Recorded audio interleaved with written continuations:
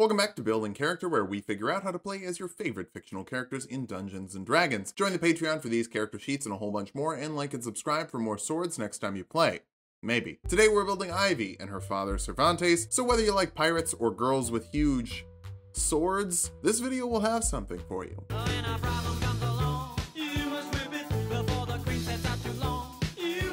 We'll start off with Ivy. I think she's a little more popular and a bit more complicated. Let's start off with our goals for this build. First, we need to reach with a long sword that's really long. Not like a normal long sword, a really long sword. Next, we need to make sure it's charged up with a bit of evil soul juice to carve through thicker hides. Finally, we'll do that in very light armor, almost like we're wearing nothing at all. For stats, we'll be using the standard point array from the player's handbook. Roll for stats if you want, just keep your multi-classing minimums in mind. Dexterity will be number 1. Your armor could generously be called light, but accurately called a bunch of tangled ropes. Charisma next. Your powers of persuasion are pretty busty.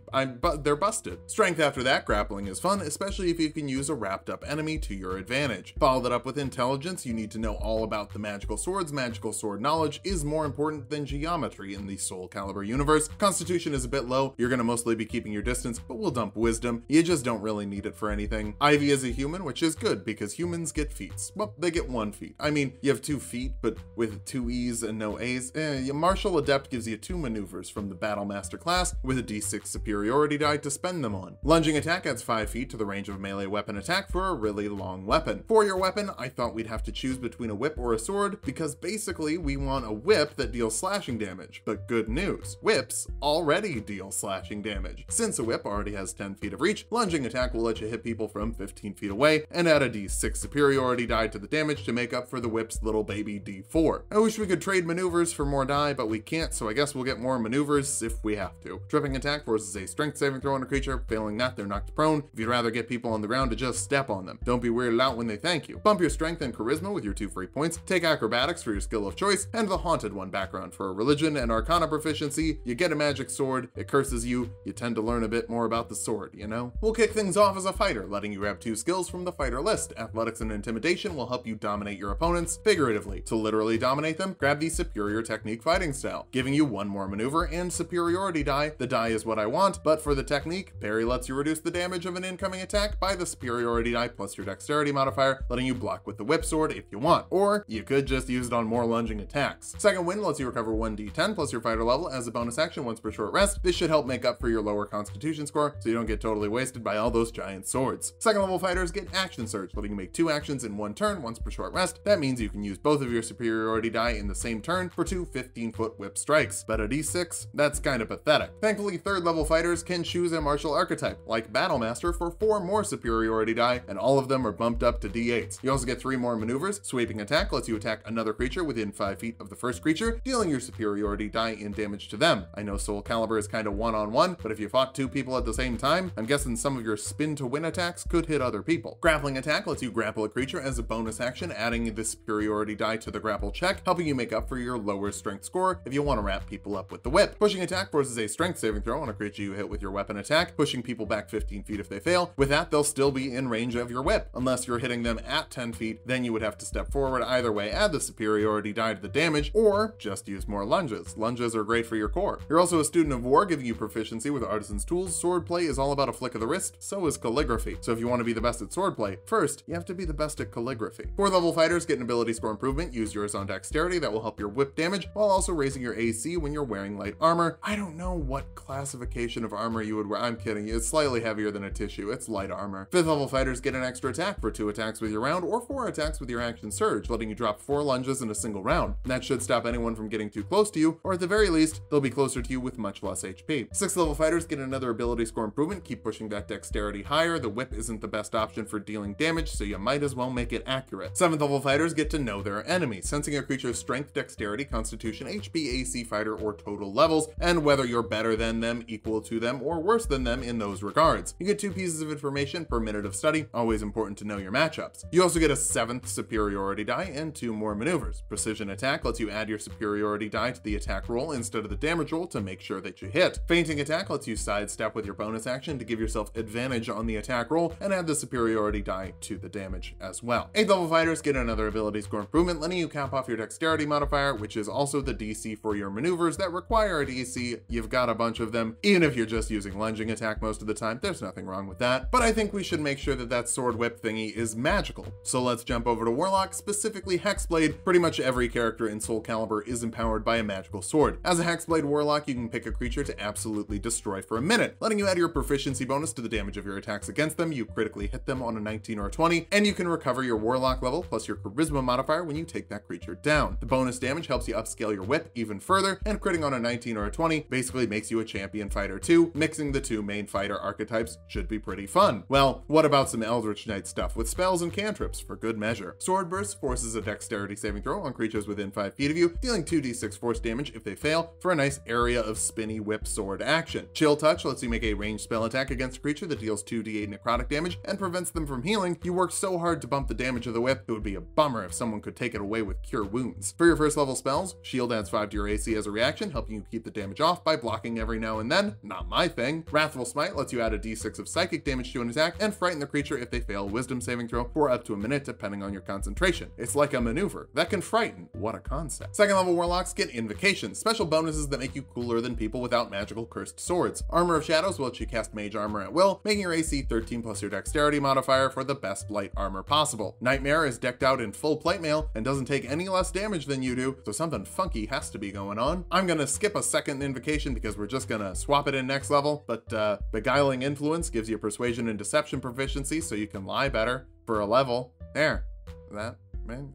Third level warlocks get a Pact boon, a special gift from the cursed sword you have. I think maybe, how about a sword? Pact of the Blade gives you a magical weapon you can conjure to yourself at will. Since we'll take the improved Pact weapon boon here as well, it will also add 1 to your attack and damage rolls with the weapon. With Hexblade's curse up, that's a plus 10 damage modifier at this point, and it will be plus 12 by the end of the build. You can also learn second level spells like Hold Person, which forces a wisdom saving throw on a creature. Failing that, they're paralyzed for up to a minute depending on your concentration. Technically, a grapple check would require one of your hands. This is how you wrap people up with your magical sword. Oh, and paralyzed targets are critically hit from attacks within 5 feet of them. And critical hits double your superiority die damage as well, so if you lock someone down, then you can hit them with 8d4 plus 8d8 plus 40 damage, with middling rolls that'll end up around 88. Good at level 20, great at level 11. Fourth level warlocks get another ability score improvement. Use it to bump up that charisma modifier for harder to avoid whip wraps. That sounds like a sandwich alternative with just Miracle Whip. Nasty. Back over to fighter. 9th level fighters get Indomitable, letting you re-roll a failed saving throw once per long rest, helping you handle incoming fireballs and even death saving throws. Lots of death in your world. Not a lot of it's permanent though, so no worries. 10th level battle masters get improved combat superiority, bumping your superiority die to d10s, and you get 2 more maneuvers to ignore while you just use lunging attacks like menacing attack, forcing a wisdom saving throw on a creature you hit, frightening them if they fail, and adding your superiority die to the damage. So it's just better than Wrathful Smite. Repose lets you hit a creature with an opportunity attack after they miss you with a melee attack, adding the superiority die to the damage. Just step to the left, then step on your enemy. Someone said it's pronounced repose,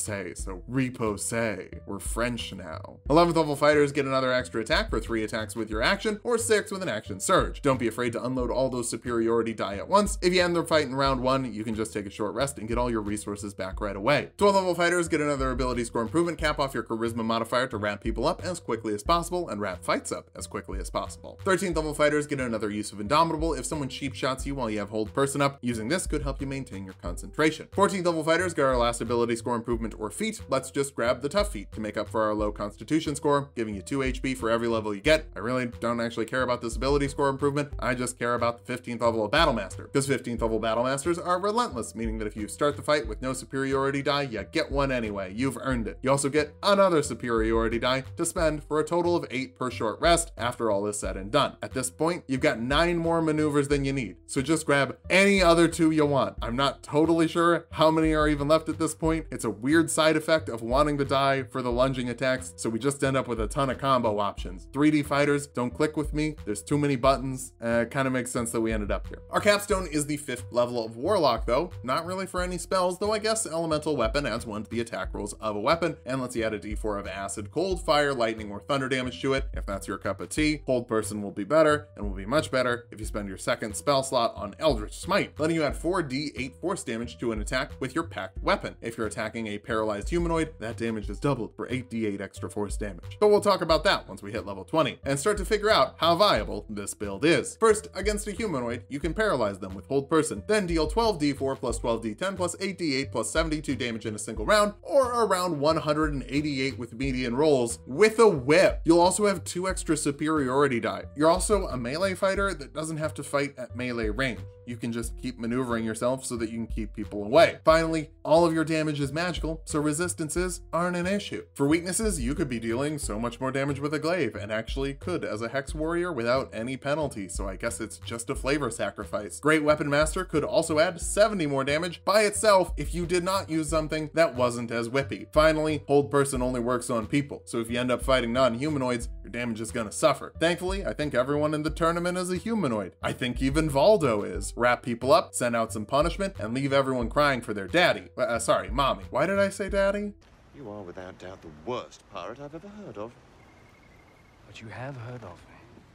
Let's start off with our goals for this build. First, we need 2 swords, and since the game is all about swords, obviously having more swords will make us better than everyone else. Next, we need to teleport, blinking all around to be a pain in the butt to catch. Finally, we need the drill technique, spin to win, a dive in for the din-din. That's dinner for a winner. For stats, we'll be using the standard point array from the player's handbook. Roll for stats if you want, just keep your multi-classing minimums in mind. Dexterity will be number 1. Your swords are light enough for you to wield them in one hand. That means they're probably finesse. Constitution next, immortal pirates have to be immortal. Charisma after that, immortal pirates have to be pirates, and pirates have to be cool. Follow that up with intelligence. You need to understand all the sword lore to figure out who has the swords and who is a sword. Wisdom is a bit low, you're kind of corruptible, and will dump strength. We don't need it as much since we can basically fix it up with athletic skills. Cervantes is dead, but he also isn't, so we'll make him a reborn. Round off your dexterity and your constitution with your 2 free points. Get your deathless nature on for resistance to poison damage, advantage on saves against being poisoned, and on death saving throws, and you don't have to eat, drink, breathe, or sleep, instead just standing still for 4 hours. Tie yourself to the mast so you don't fall overboard. Your knowledge of the past life gives you a pool of d6s equal to your proficiency bonus you can use to bump up your skill checks, and you get 2 skills for free, like History and Arcana to help you track down magical swords. For your background, Pirate is a thing. It gives you athletics and perception skills, which I wanted anyway. Always fun when I get to use a real background. It's also nice when we get to use a real class, which I mean like we always do, but hey, Rogue. They get 4 skills from the Rogue list, like Acrobatics, Intimidation, Sleight of Hand, and Deception. We need to balance those nimble skills with those scallywag skills. You also get Expertise in 2 skills, doubling your proficiency bonus with them. Athletics and Perception will fix up the skills that aren't going to get a lot of help from your stats. You also get Sneak Attack, letting you get off a cheap shot, and add an extra d6 of damage to an attack when you have advantage or a crewmate within 5 feet of the target. You have to be using a finesse or ranged weapon, so use a short sword or a gun or both. But you'll probably have to talk to your DM for a gun sword. We'll just say you have a gun and a sword. Second level rogues get Cunning Action, letting you dash, disengage, or hide as a bonus action, so you can bounce around the battlefield even if we're not quite teleporting just yet. Third level rogues have a choice. Is it more important for Cervantes to be a swashbuckler or to have a soul weapon? We're gonna go with Soulknife because it gives you more things that Cervantes does. That's why I choose most of the things I choose. Then I'll give you Psychic Blades, letting you make your attacks with knives that deal 1d6 psychic damage and have a 60-foot thrown range. You can also make an attack as a bonus action with another psychic knife, but that one deals 1d4 damage instead. That'll automatically let you yeet your swords forward with a weird tornado sword attack,